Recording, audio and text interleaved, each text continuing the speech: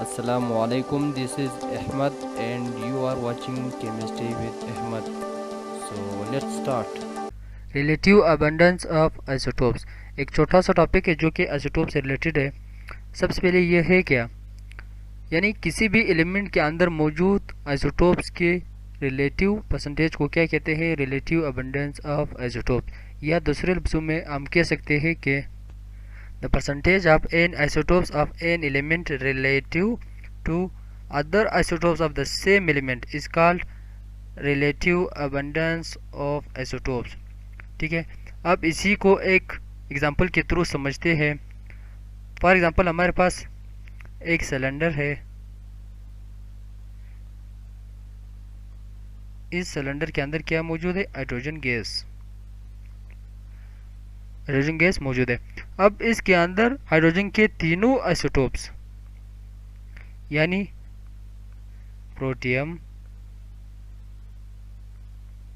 Deuterium and tritium तीनों मौजूद है। ठीक है, अब एक क्वेश्चन या पेरेज होता है कि ये आइसोटोप्स कितने मिकदार में मौजूद है।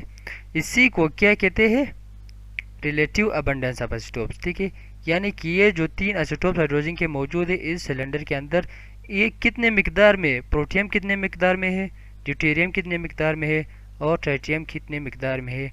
इसी को कहते हैं रिलेटिव अबंडेंस ऑफ आइसोटोप्स।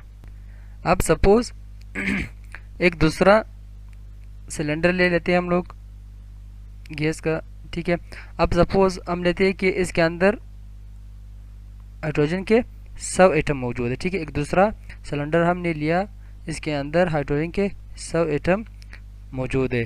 तो हमें नहीं मालूम कि कितने मॉलिक्यूल प्रोटियम के हैं, ये कितने मॉलिक्यूल प्रोटियम के हैं, कितने मॉलिक्यूल ड्यूटेरियम के हैं, कितने मॉलिक्यूल ट्राइटियम के हैं, हमें ये नहीं पता।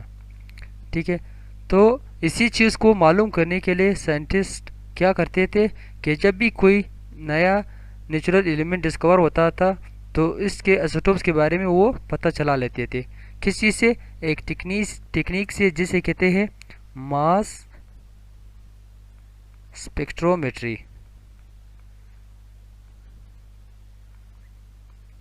ये एक क्या है, एक टेक्निक है। साइंटिस्ट इसी टेक्निक से इस एलिमेंट के आइसोटोप्स का पता चला लेते थे। ठीक है, तो इसी टेक्निक के थ्रू हमें रिलेटिव अबंडेंस हम इसी टेक्निक के थ्रू मालूम कर सकते हैं। ठीक है, तो साइंटिस्ट ने जो परसेंटेज मालूम की इस हाइड्रोजन के आइसोटोप्स की, वो कुछ यूँ है कि प्रोटियम की जो परसेंटेज थी इसके अंदर वो क्या थी, वो 99.985 ये परसेंटेज थी किस चीज़ की, हाइड्रोजन के आइसोटोप्स प्रोटियम की थी।